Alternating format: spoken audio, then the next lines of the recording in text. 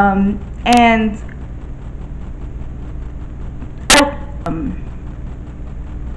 I want to not subvert.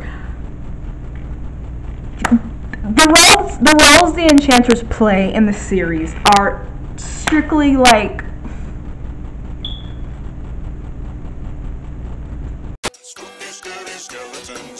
such a screech, you'll shake and shudder in surprise when you hear these zombies shriek. Spooky, scary skeletons and shivers down your spine. Shrieking skulls will shock your soul and seal your doom tonight. Spooky, scary skeletons.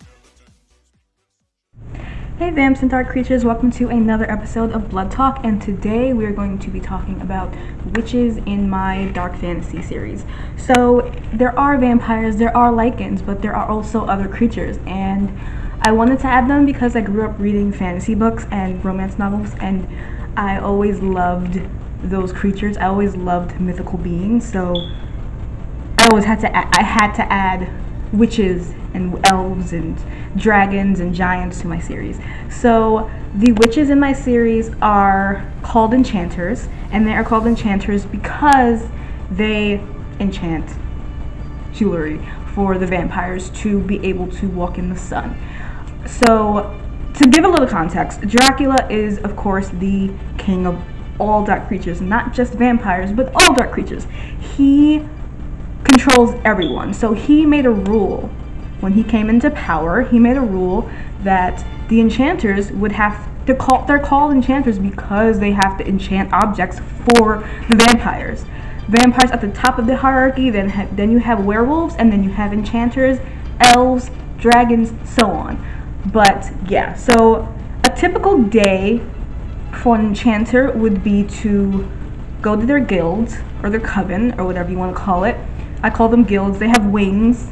They're called like groups of witches who do witch things, and they would convene and they would work on the jewelry they have to enchant for the millions of vampires that exist in this world. So of course they're not going to be happy. No one is happy being forced to make things for other people.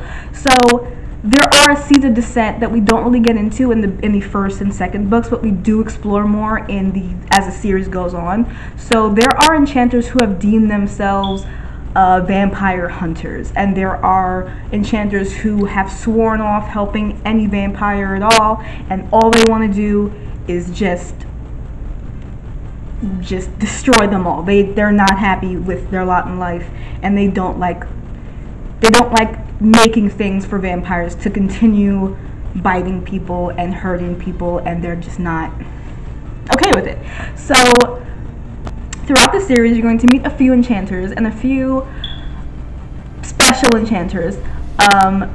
Yeah, they're all there for the vampires, hence the term Enchanters. But as of the last book that I'm writing right now, book number 6, called Dracula, they've come back into power and they're not happy. So the vampires and other creatures really have to deal with what they've rent on the world, and it's not an easy thing to spread death and destruction around, and now people have power again and they want to kill you. So it's very interesting, the dynamics of power in the series. Power is always shifting, I guess, unlike the real world. Power shifts mainly because, I don't want to spoil anything, but mainly because, I don't want to spoil it. Something happens and this power has shifted, so magic, which is different for elves and different for enchanters and different for other beings, is going back to who it belongs to, and it has high stakes for everybody involved in the series without spoiling anything. Okay, so now I'm going to go into specific enchanters that I personally love, and they get a lot of show in the series. My chair is squeaking. I'm not farting. That's my chair. So the first person I want to talk about is Philistia Mascourt. She is black, first and foremost. She is magnificently, not bald, but she has short hair. Short, like cropped short like a fade, like not like a fade, but like just short cropped hair. She's gorgeous. She is super powerful. She is the right hand to the being who made magic in the dark world, Equinox. He is an ancient creature, a creature who, I'm gonna get into that in another video. I'm gonna talk about the ancient creatures in another video. All you need to know is that he made magic, and Philistia, all of my enchanters live very long lives.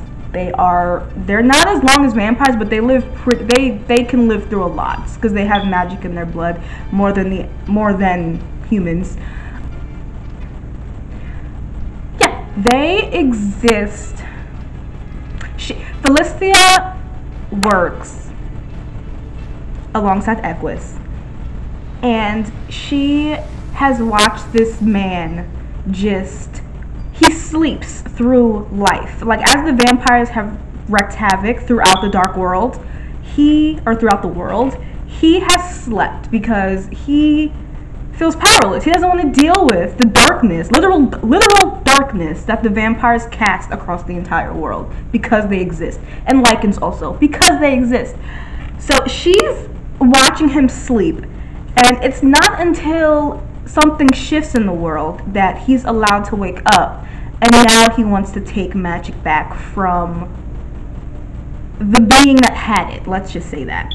And Philistia recognizes that although vampires are biting people, they did hold in line with a rule Dracula had in place to never kill a human that you're biting from.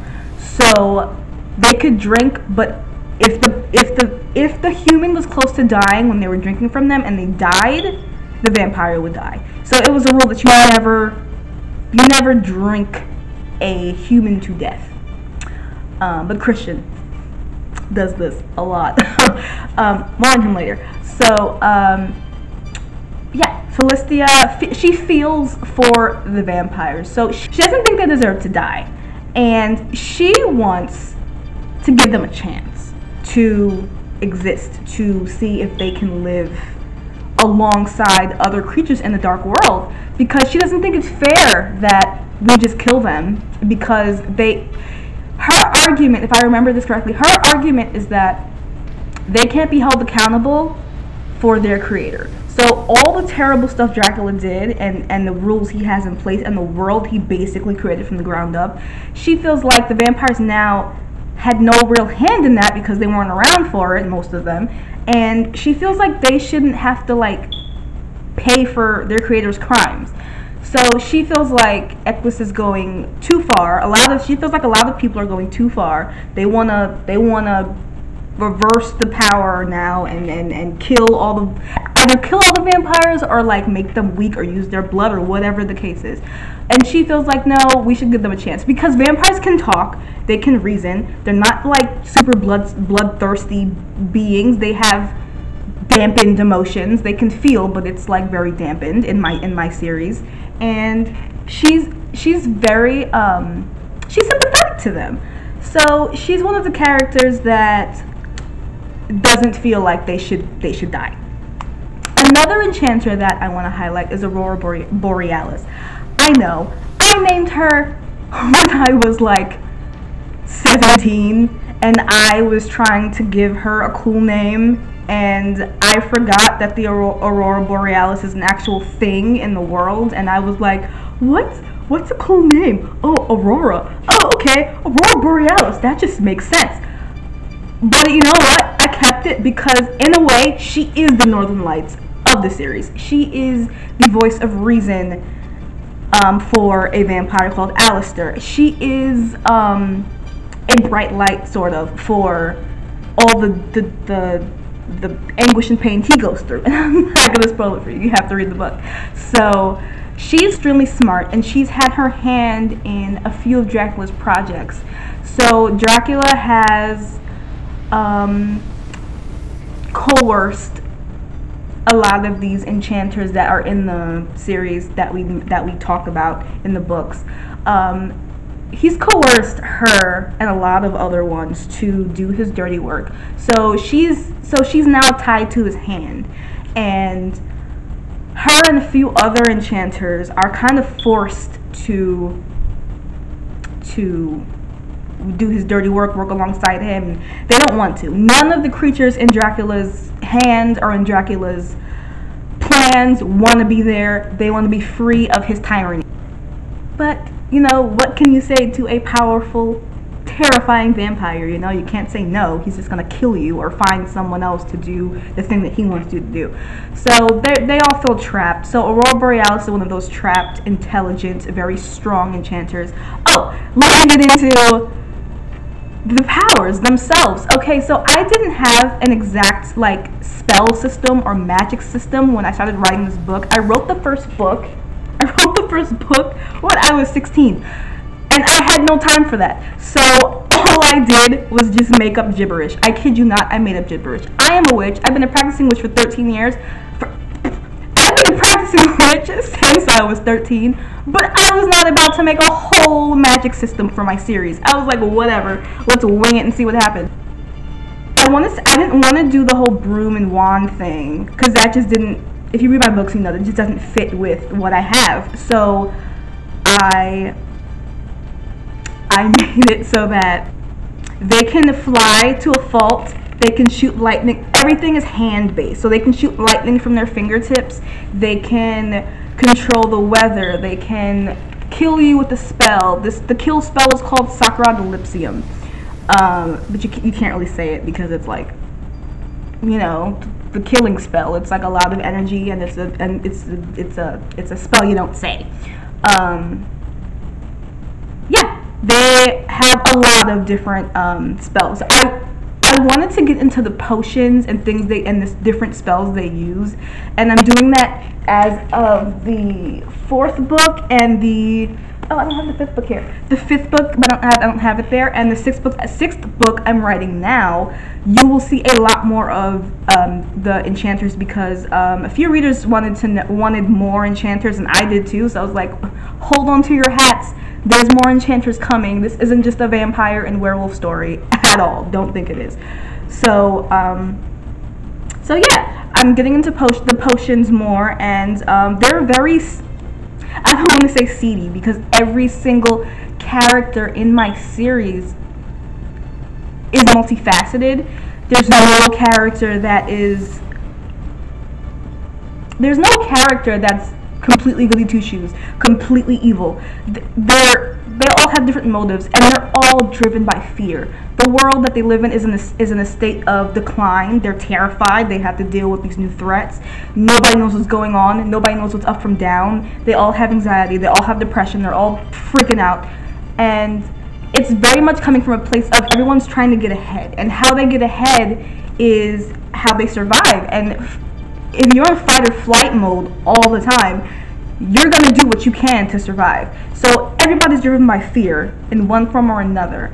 And it's the characters that really blossom in this atmosphere, in this fear, in this dread that they're surrounded by, that they're able to come into their own, while others